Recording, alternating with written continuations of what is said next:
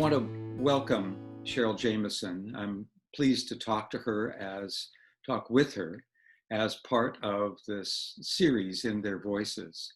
It's good to see you, Cheryl. Thank you.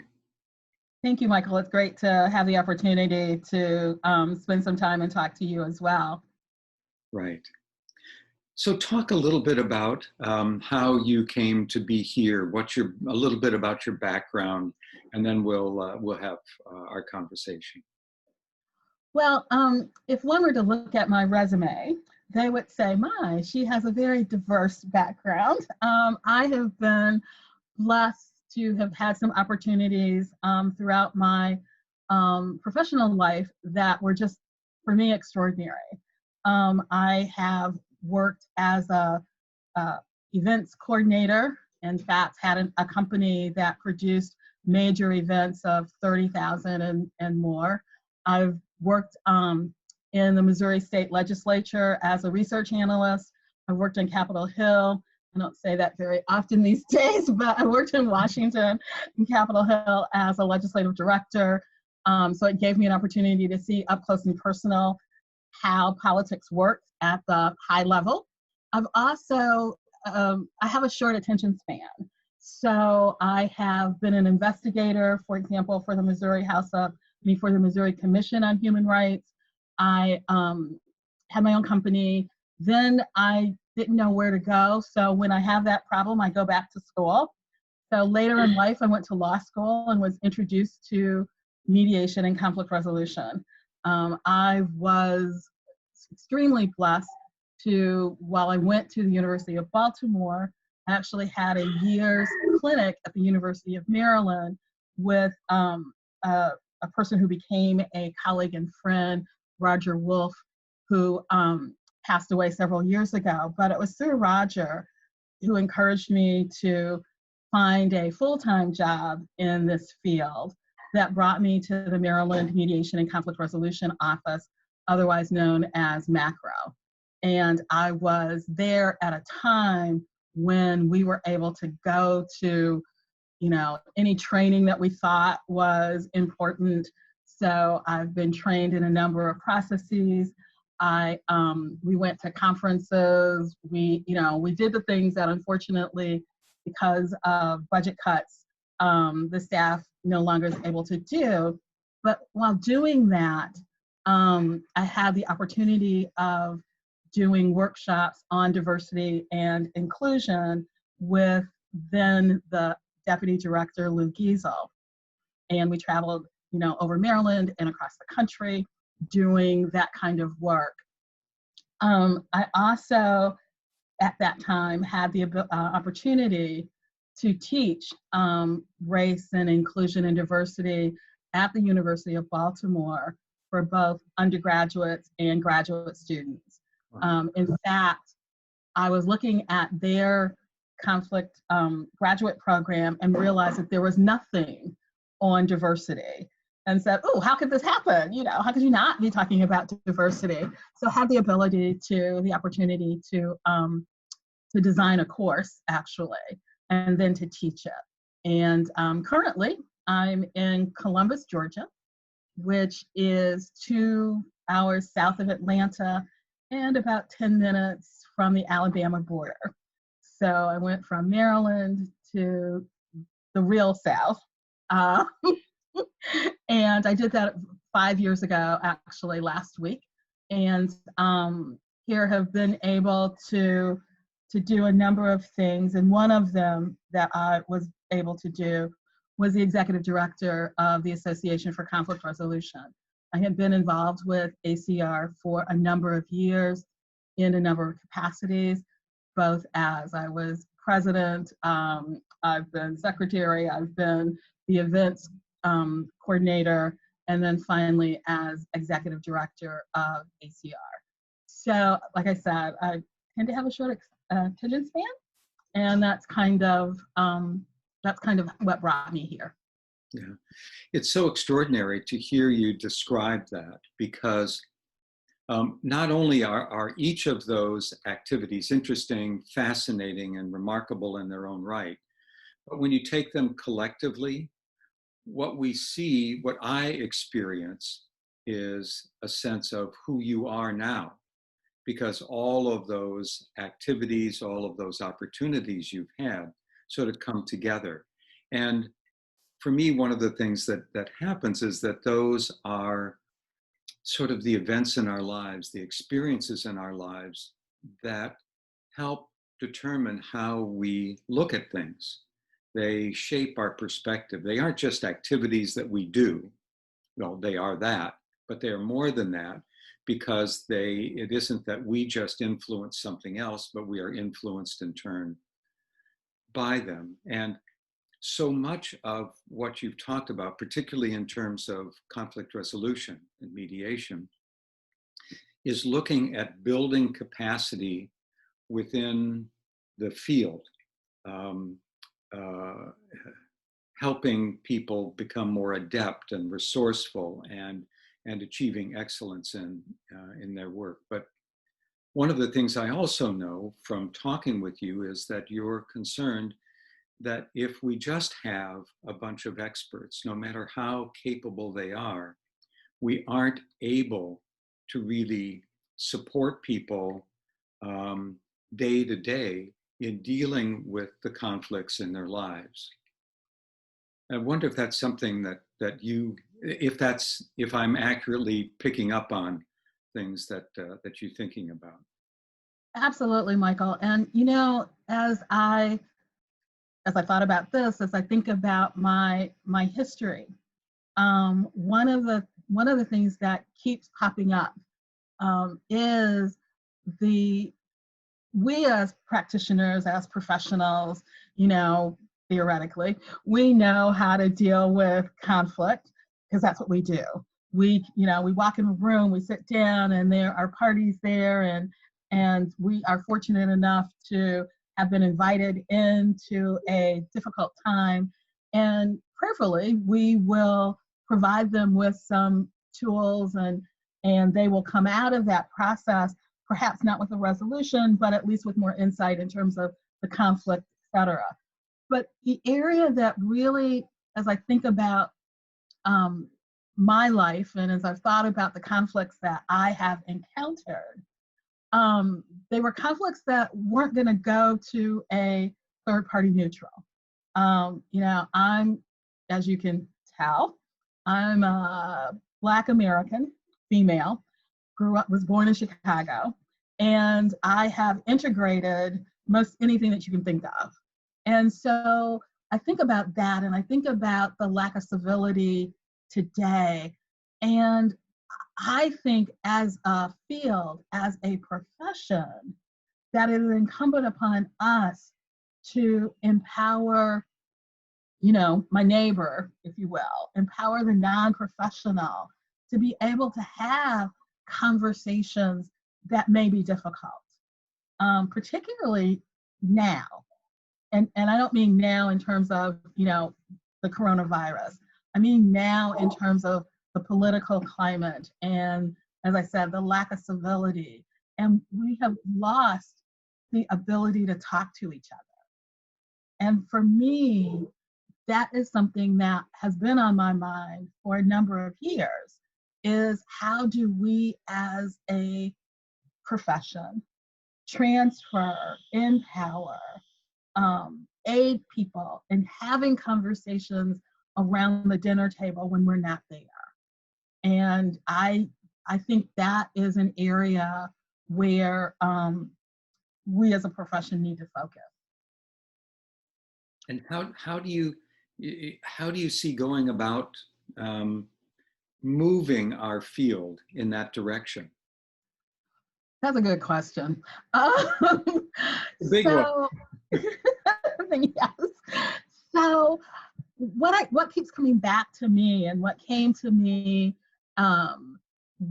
particularly when I was president of ACR, when I was and still am teaching, when I was executive director of ACR, is there should be workshops, there should be information, there should be short videos, there should be that kind of material that's not just taught in a 40-hour mediation course, but is in smaller bites so that people, particularly with the technology that we have, are able to either face-to-face or online as we are, to pick up tools and tips on how to have those conversations.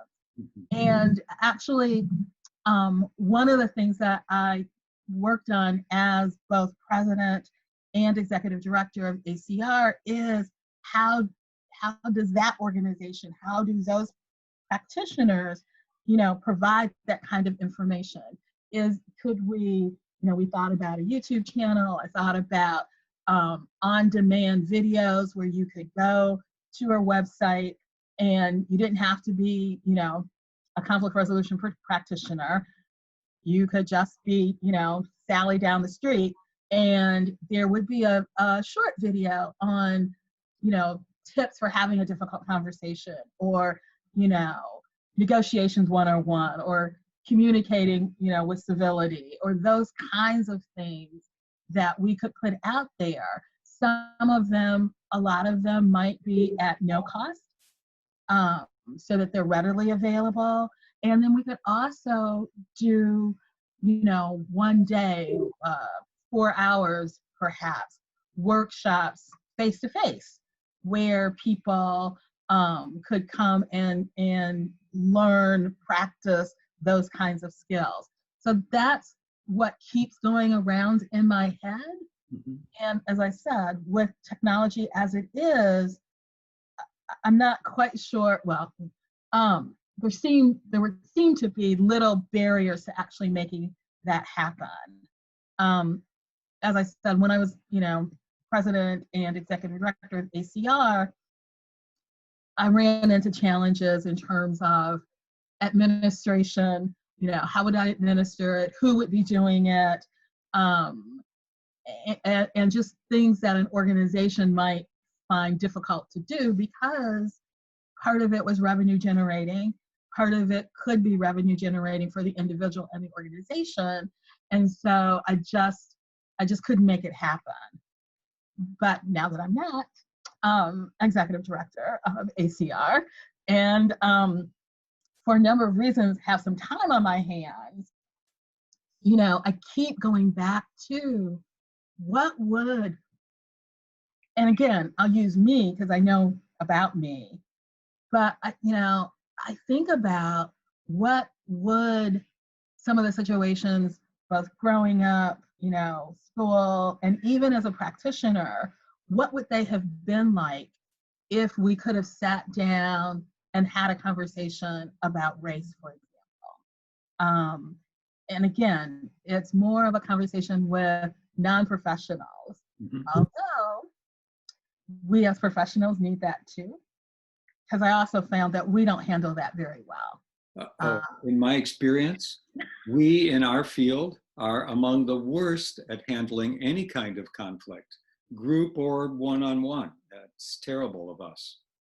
You're absolutely correct. And that was one of the things that Lou Giesel and I found as we started doing, workshops specifically. Now for us, it was specifically race, although we talk about other types of diversity. We talk about even diversity of practice. It's difficult for us in this field to have a civil conversation on the varying ways that we practice our craft. So you're right. But we found out a couple of things, that within our profession, people on some level recognize that they don't do that very well, that we don't handle conflict among ourselves very well, that we oftentimes think, although we say that every mediation or every facilitation is different, we often, particularly where race is involved, we treat it as if there is no difference. That, it doesn't matter if I don't look like the people sitting in the room that I am assisting, that it's okay, and that there doesn't need to be any particular skill set or tools that we need to use in that situation. So I found that out, but I also found out that people want to talk about it. And I'm finding that that's not just true for professionals, that is true for non-professionals, as I'll keep calling them. You know, that's true for our neighbors. Right. You know, they're having conflicts, or they're having even, how do I handle? I want to learn more about, you know, a particular dimension of diversity, but I don't even know how to start the conversation. I don't know, you know, I don't want to be offensive, so I don't say anything. And I believe that it's incumbent upon us as the professionals, and we'll put that in quotes, but as the practitioners who, you know, had the training, et cetera, to provide that level of skill, that empowerment for those around us. You know, it's interesting when you talk about YouTube channel, I was thinking, Cheryl, what a simple but elegant solution that is, given how, you know, we are in our culture, and certainly people younger than me and younger than you, you're younger than I, and are especially interested in seeing things rather than reading about them. Yes. And I was thinking about, just for myself, I had some problem with some outdoor lighting. And where did I go to get a solution? I went to YouTube. And I watched 2 or 3 videos, and I said to myself, oh, this part I can handle. This part, I need the electrician. And Absolutely. I went to the dentist when we could do that. I went to the dentist several months ago, and I have a water pick, you know, the water, right. Mhm. And the hygienist said, oh, have you watched the YouTube on how to really effectively use this? Oh, okay. So, you know, it was a minute and a half YouTube on how to use water pick, which I have been using for years and thought I was doing it correctly. But you're right. It is an avenue that young people are certainly using, and those in our generation, because of where we are today, are hopping on YouTube and, you know, Facebook far more than we did even 6 months ago. Exactly right. And having nothing to do with the lockdown, with the virus and so on. It's the way in which our culture is evolving. What's fascinating to me, this is where, for me, your background and how you got to this place shapes how you think about what could be done, not the implementation. YouTube, yes, that's a fantastic idea, but it is the idea that we steep ourselves as practitioners with, you know, in learning and becoming adept and getting certified, calling ourselves experts. But what you're saying is, that's fine, and we need experts in our field, and we need to find a way to translate these ideas to the average person, so that, as you say, the kinds of situations that either, if there is a conflict, it would never come to a mediator, or perhaps even more importantly, situations that can be resolved without, in other words, it's that it preempts the situation from becoming a conflict because people are having a civil conversation. Oh, absolutely. And you're right. So as you said in the beginning, for all of us, our, you know, our experiences, both professional and personal, shape who we are and what we think about, and what becomes important to us. And, you know, as I think back over my life, so for example, I was born in Chicago, in a period of time where, you know, the people who look like me, that's what I saw for the most part. And then for reasons that, you know, I mean, intellectually I understand, but my family moved to Three Rivers, Michigan, which is kind of halfway between Detroit and Chicago, southern Michigan. And all of a sudden there are farms across the road, like, no, you go to the store to get meat. I didn't know anything about cows and that sort of thing. Right. But the other thing that happened is we were the only Black family. So now I grew up and I went to a one-room schoolhouse for several years. And, now all of a sudden, the only faces that I'm seeing that look like me are sitting around my dinner table. Because outside the house, there, everyone was white. So, and that kind of became my pattern until after graduate school, actually. And I went to the University of Missouri in graduate school, and there had the opportunity to talk with and mentor Black students who were coming from Kansas City and St. Louis who had not been in a predominantly white environment. And so I think about, and didn't know about conflict resolution, mediation, or any of that.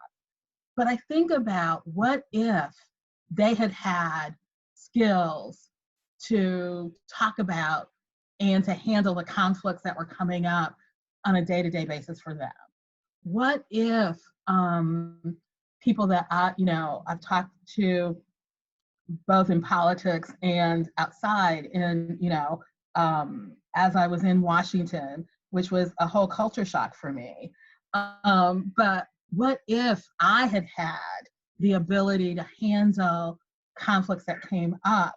And so instead of handling them, I just pushed them aside. I just didn't talk about them. What if people today who, as I said, it may not even be a conflict yet. It may just be that I'm curious. How does this, how's what going on impact you, as someone who's different from me? And it could be a number of dimensions of diversity. It could be gender, it could be sexual orientation, it could be, practice, how we practice. It could be religion. It could be a number of things, but people don't even know how to start the conversation. Right. And you're right. We're not going to go to a third party neutral. But if I, on the ground, as it were, have the ability to have that conversation, it may not get to a conflict. Or when it does, we've developed the skills to at least start the conversation and start talking about how we might resolve this, as opposed to what we see. And people are certainly resolving conflict, but they're not resolving it in a peaceful way, or they're just walking away and avoiding it. And that's the level that I'd like to see us get to. Or they're sweeping it under the rug and then wondering why there are all these bumps that they have to keep stepping over. Let me just test out an idea with you, because I think that one of the roadblocks in our field to being able to do, and for the sake of sort of the general sense, those self-help YouTube videos, right, is mindset. And in this respect, that when I was growing up, the notion about medical care was that it was disease-centered, meaning that you thought only about the experts, you only sought care, if something was seriously wrong. And there was a shift that has happened over the last 50 years, a move toward wellness and health, not just disease. So that, yes, we still are graced with these exceptional professionals who help us in increasingly remarkable ways, and especially now dealing with the pandemic. But we're also seeing how people are learning how to take care of themselves and manage their own health, whether it's diet, whether it's exercise, a variety of kinds of things. And I'm wondering if a shift in mindset like that is what we need in our field, that doesn't take away anything from us seeing ourselves and being expert Oh, But I think you're right. I'm sorry. no, please go ahead. I think you're absolutely right, and you've hit um, in a very tactful way. You have hit on the nail on the head in terms of the difficulty that I ran into um, as president and executive director of ACR is the notion that if we put out self-help, and I like that, self-help information in terms of how to manage or resolve, conflict, that somehow then we become obsolete, then they don't need us. And it's kind of a, we need to protect our territory feeling. Um, and we don't have the mentality of the healthcare profession that no, if I provide you with all of this information, if I provide you with, 1,000 different diets, and you find the one that might be right for you, or if I provide you with all this information, that somehow you won't need me in the end, as opposed to seeing it as more of a partnership. When at least when I go to the doctor, we'll talk about, okay, so have you been exercising? And, sometimes that's, but we talk about and where I can go to get additional information, tapes, YouTube, whatever. Like I said, when I went to the dentist, the hygienist said, go on YouTube to learn how to use water pick. We don't seem to have that same mindset that this could be a partnership, that this could that this doesn't make us obsolete. And in fact, I believe, Michael, it would expand our scope and therefore expand the work that we do in a different way. We seem to be insulary. We'll teach others how to be certified conflict resolution practitioners, and that's fine. But and I think if we keep doing that, we're going to be obsolete. I really do. I think we rely on the courts. We rely on a very small pool of conflict. We can't be everywhere. So why not empower people to handle conflict at the lowest level, if you will, at the first step, if you will? Why not do that? I think the benefits of that would be increased civility, to some degree less conflict, but I also think people would be more willing when they get to a impasse, or when they get to a point where they need a professional, where they need an expert, they would be more willing to come to one, to find one, because they would know that we existed, number one, and they would appreciate that they've done all that they can. And there's no shame in, needing a third party, just like there's no shame in going to a doctor. When you can't, when the cold gets, the over-the-counter medication is not working, the self-help is not working. And I think that is the mindset that we as a profession need to take on, to acquire. Yeah, I completely agree. And my silly example with the outdoor lighting is ideal, because I could see and experience that, where if I tried something with my skills and knowledge, I could be in danger personally, and where I could make a mistake that would end up requiring the expert at an even greater cost. When Harry homeowner really does a job, on the electrical system. And in the same way, I think, I think the analogy works. There are obviously some refinements we need, but it's imperfect. But it begins with the belief in the value of sharing knowledge and putting skills in the hands of folks who who can, if they choose, use it day in and day out. You know, Yeah. you can go to the dental hygienist, but you're not going to go every day and have your teeth cleaned. Um, Maybe some people have enough time and enough money to do that, but by and large, that's not going to happen. We need to take care of some things ourselves, and um, but it's seeing that we don't give up anything of ourselves. We don't undermine our own sense of expertise and competence when we do something like that. And that is the difficult part in changing mindsets and changing thinking, because, and I've never quite understood this. So one of my responsibilities with the Maryland Mediation and Conflict Resolution Office, all of us did it, but I seem to get more because of my role there, is I would get people who, just came out of their 40-hour mediation or have been mediating for a while. And the question was, where are my cases? Where do I go to practice my craft? And some of them were starting businesses.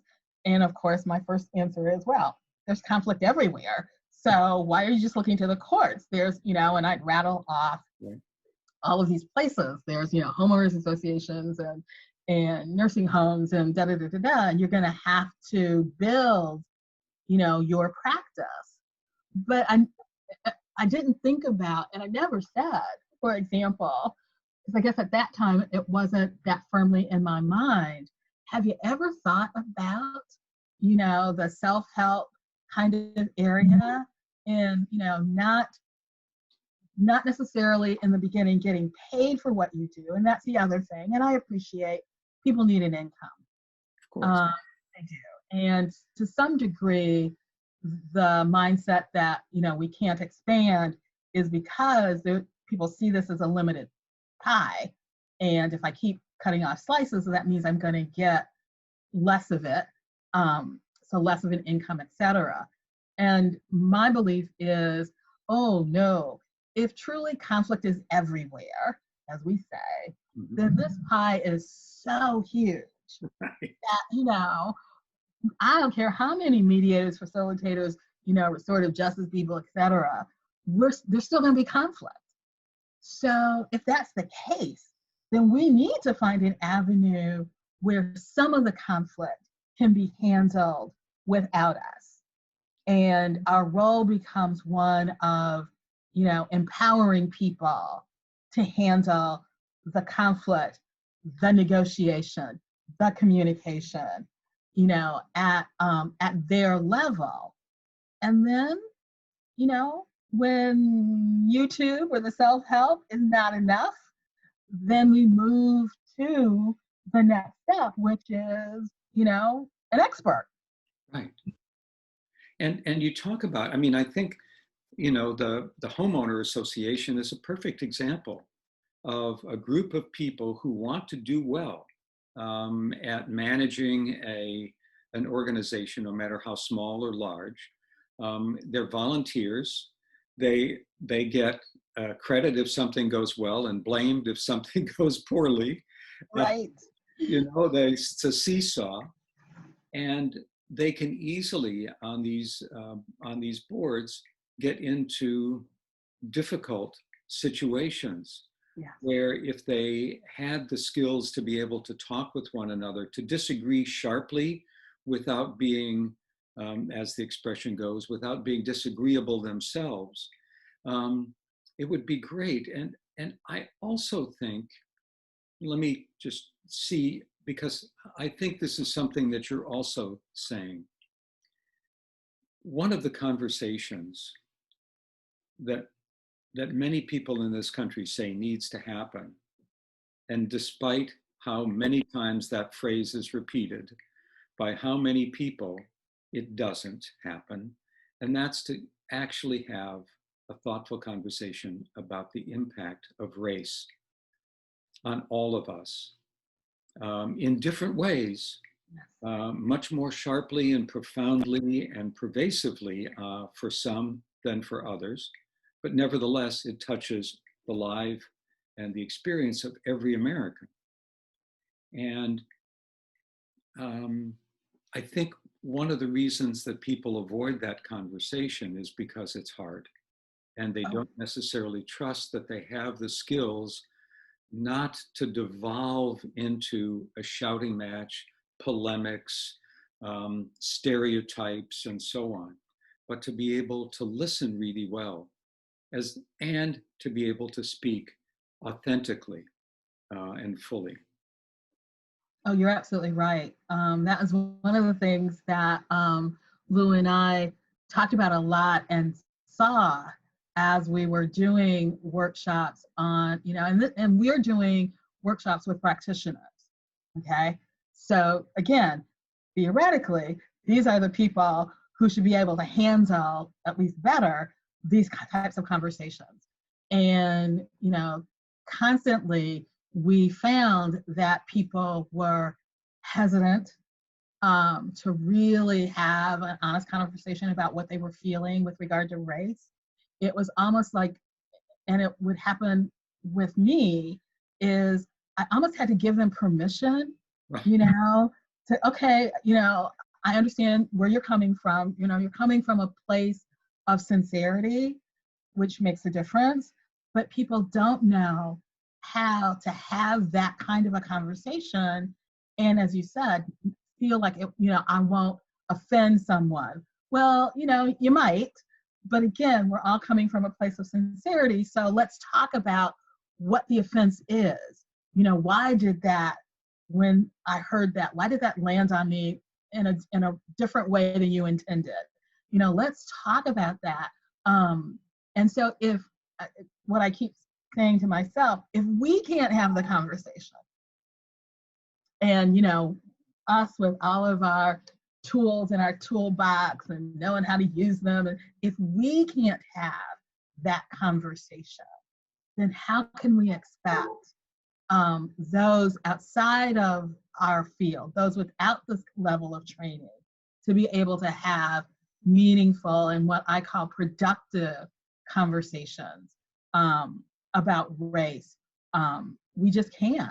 And that being the case, then it seems incumbent upon us to start those kinds of conversations, to provide, information, feedback, insight into how to create an environment that's comfortable to reach out and have, step into those kinds of conversations, understanding that, you might say something that, offends me, but we're going to stay here until we both understand what you meant and why that hit me in the way that it did.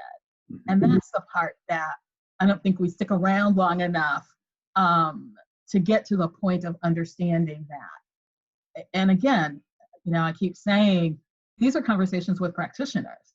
Right. And so I think you're right. We need to be able to provide the tools and the environment for both practitioners and non-practitioners to have that kind of conversation. Have you had experience being in a conversation about race, either as a practitioner or just as a human being, where you felt as though the way in which the conversation went was successful, not the outcome, the way in which people interacted with one another? Yes, I have, and I had to really think about that because that doesn't happen very often.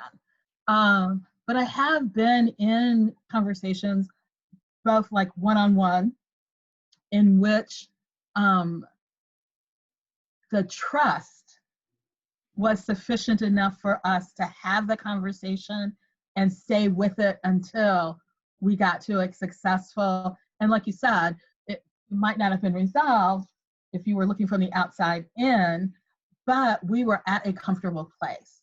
It doesn't happen often. It hasn't, at least for me, happened often.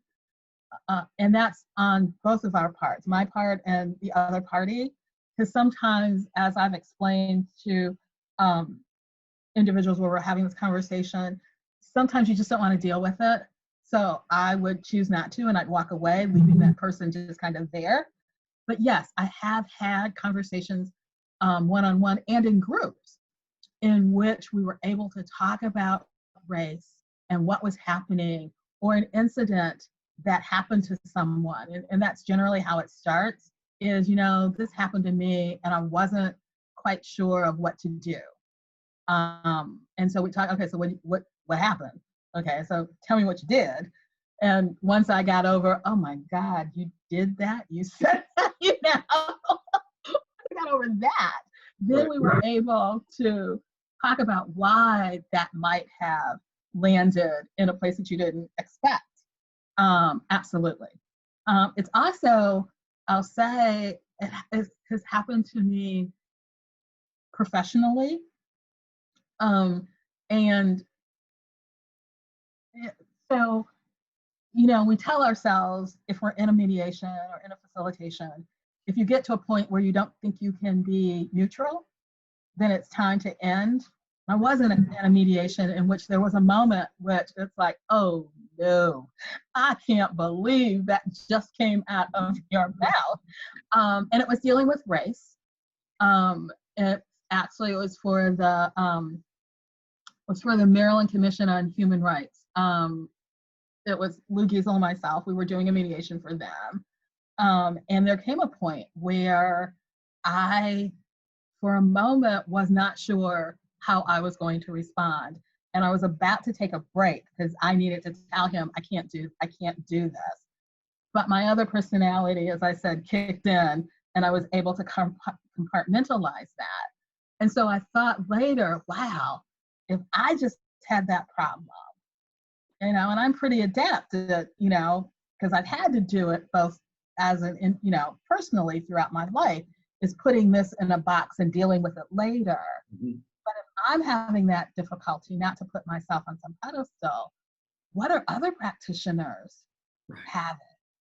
How are they? And that is one of the things that led us to start having group discussions with practitioners in Maryland about race. And, we'd come together in a room and, for a couple of hours, we talk about either a mediation or facilitation that was difficult, that, and why it was, or a personal experience that happened and how we handled it. So, yeah, I have. Because I think I just wonder if that part of it is helping people identify the skills that would be useful to them. I remember a man, you may have met him, Dick Salem, Peter's father. And he once talked about meeting with a group of people who were very different from him in background, experience, everything, pardon me, in almost every conceivable way, including culture. And I was so touched as I listened to him recount his experience, because what he said is, I know a little bit about conflict.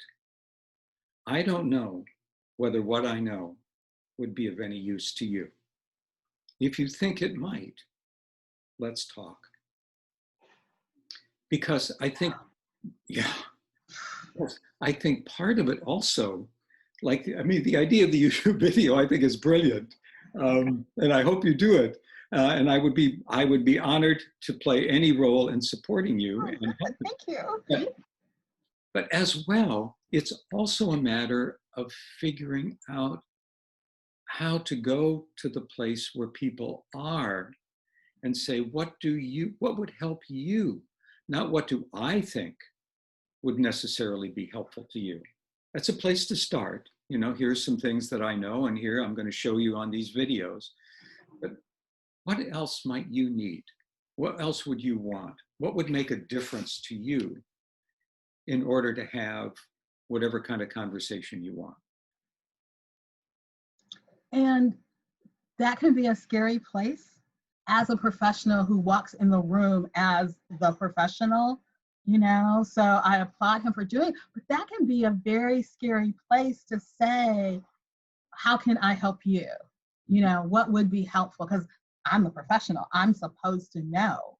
and to trust that what you're about to get back is honest, in terms of what you can do, and to acknowledge you might not be able to do it. We can't do everything for everyone, but to be confident enough to stay with it, to stay in the room, to provide, the level of service that they're indicating, is needed. And it might be that we around the table need to have a conversation, and can you sit there for a moment while we have this? They could have said, I don't know what the response was to him, but to be able to put that out there and then to do what, in service to your clients or the parties, to do what they just ask you to do. Mm-hmm. That's the other thing. Are you going to put that out there, and then if they, whatever they indicate, okay, so we need to just have this conversation, or we need you to sit with us while we have this conversation. Are you willing to do that and let the conversation, evolve? Let it happen without very much intervention. Because sometimes people just need to talk. And when race or dimensions of diversity are involved in a mediation, that they're all sitting there with that same level of fear that, okay, I'm going to say something that is going to blow this whole thing up. And if you're not confident that you can stay with it, that you can sit back, that you can, not let it,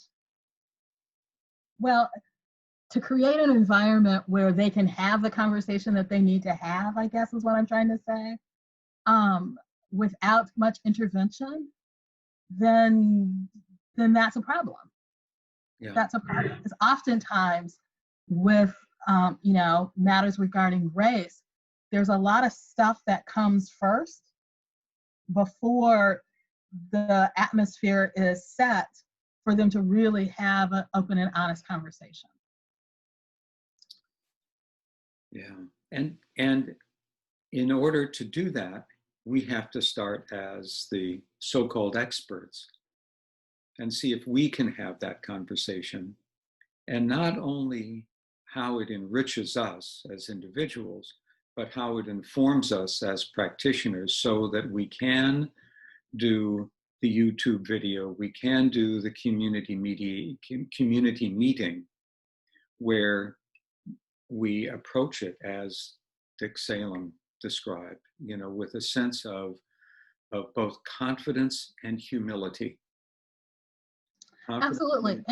And humility in order to respect that it's the people with whom you have the privilege of sitting who get to decide what it is that they want to learn.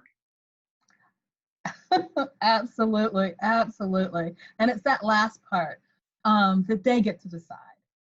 They get to decide. Not only do they get to decide, but are we going to be true and recognize what's just been laid on the table? Mm-hmm. Because oftentimes, the other thing that I found is race may be present, and we as practitioners decide that it's not important. So we're not going to allow that conversation because it gets messy. It gets messy. So we're going to keep this, right. We're going to keep this on a, straight path. We're not going to go here. We're not going to go there. And I am reminded often of what Johnny Cochran said in one of his interviews about the O.J. Simpson trial. And the question was, why did you bring race into the case? And his response is, race is always there. If there's a person if there's a Black person in the room, race is in the room with you, whether you want to acknowledge it or not. And that, I believe, is often the case, particularly in America. So when I walk into a room and it's a room of people who don't know me, if it's a room of people who know me, then we've gotten past the race issue. But there is the question for me, if not for them, how am I going to be treated? You know, what can I say? What can I do? I need to be on guard. So race just came in. And if I'm in a mediation or if I'm in a conflict resolution process and the expert does not look like me, I'm waiting to see how um, how how you're going to handle the fact that, you know, race may be an issue. If it comes, are you going to bring it up? Are you going to let me bring it up with the other party? And when we do, are you going to acknowledge that it's on the table and let's deal with it? Or are you going to do what so many practitioners do, is I'm going to ignore that. I'm not even, you know, nope, we're not dealing with that because that's not the conflict. Well, it might be the underlying conflict that you need to, you know, that needs to be resolved or at least discussed in order for us to get to the issue that was presented. And my question would be, how do you know it's not the conflict? Well, who made you so prescient that you could discern this without any inquiry? Because I'm the expert. Right. And that, I mean, sadly enough, that is the answer that I have gotten when I've asked that very question. So, okay, you decided, and that race wasn't an issue when she just said whatever. Clearly, you know, I'm reminded, and he won't mind me using him. I'm reminded of the video, The Purple House with Brooke Bush, Mm-hmm. when in that first interview where the client, the Black female, brings up race and he says nothing. And when you talk to him later, he said, one, he was surprised. Now, if there's a Black homeowner and the white homeowner, you know, he was surprised it came up. And then he wasn't quite sure what to do with it. So for a long time, he did nothing. And this woman kept going on and on about how she knew it was race and you treated this person differently and da-da-da-da-da.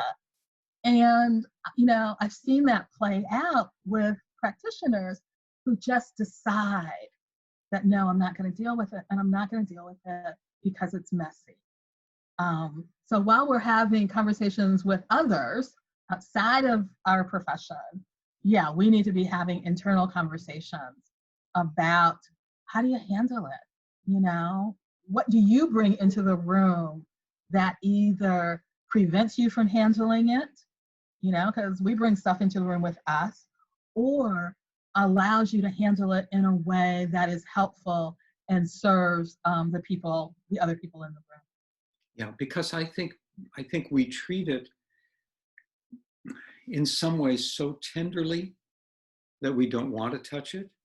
And in other ways, we see it as so hot that we don't want to get burned. Whereas another kind, a conflict with the same deep intensity, but not involving race, we'd know exactly what to do. We'd have the words, we'd have the skills, we'd move through it, we'd be supportive, and yeah. Yes. So what is it about this that makes it so different? And whatever it is, and that's different for different people. You know, this that makes it is different for different people. But if you have the opportunity to talk about what the this is for you, and to really, you know, put that out there and work with it and you know, knead it and you know, work with it to the point that, yeah, I know that's the this for me. And when it comes up, I can allow the parties to discuss it. I can hopefully be helpful in terms of resolving or at least understanding where the parties are coming from in a way that helps them resolve or talk about the issue that was actually presented, so that they can talk about both of them and not just decide because I'm uncomfortable as the expert in the room. You know, I just thought about when we talk about the medical field, you know, when I go to my doctor and I have an ear infection, he sends me to an ear, nose, and throat specialist. Unfortunately for us, there isn't a diversity specialist. you know? We have to be the people who are at least not an expert, but comfortable to delve into that issue in a respectful way. And that comes through discussions, with, in this case, people of other races. It doesn't come through me talking to people who look like me. While that can be somewhat helpful, it comes through, conversations with people who don't look like me, or, whose sexual orientation is not the same as mine, or whatever that dimension is to have conversations in which the environment is safe enough for me to actually ask those questions or put out there those thoughts that I've had that I, kept deep in my mind because, oh my gosh, I can't discuss this with anyone else. And that's where I'd like to see our profession get to. And then it's not a linear kind of thing. It's as it's all happening, to see the general population get to a point where at least basic conversations about race can take place. So you brought this full circle to talk about, engaging with the general population to support, to provide skills, to encourage civil conversations, and then having to do with race. And the thing and what stands out for me in both, and this happens to be, of course, my own bias, my own prejudice, not in this respect, intellectual prejudice, I think, which is that it's the mindset that then is going to determine how we do that, what it would look like, what the process would look like, what the conversations would be like. It has to start with the kind of mindset that you've just described about the importance of having the conversation about race. Because then that conversation can take a variety of forms. There isn't just one way to do that. But what has to be fairly uniform is a fundamental belief in the significance of having the conversation, just as it has to start with a fundamental belief that you put skills into the hands of people who can use them daily. And then you can figure out whether it's YouTube videos, whether it's community media, whatever it might be. But you're absolutely right. That's where it starts. So to get together, excuse me, a group of individuals with that mindset, that yes, I want to have the conversations, and to be willing to be uncomfortable, while we're having it, but to be able to recognize that it is of such importance that I'm going to stick with it. And that starts, I guess, in smaller groups, as you determine how to have that with a broader audience in a way that doesn't, get completely off the rails. Notice I said completely, because right. There are going to be times when, the train's not going to go exactly down the track as you'd like. Hopefully you don't derail completely. But I think you're right that is the mindset that one has to start with. So let me unfortunately end, but with a request. Sure. Could we think of this as part one?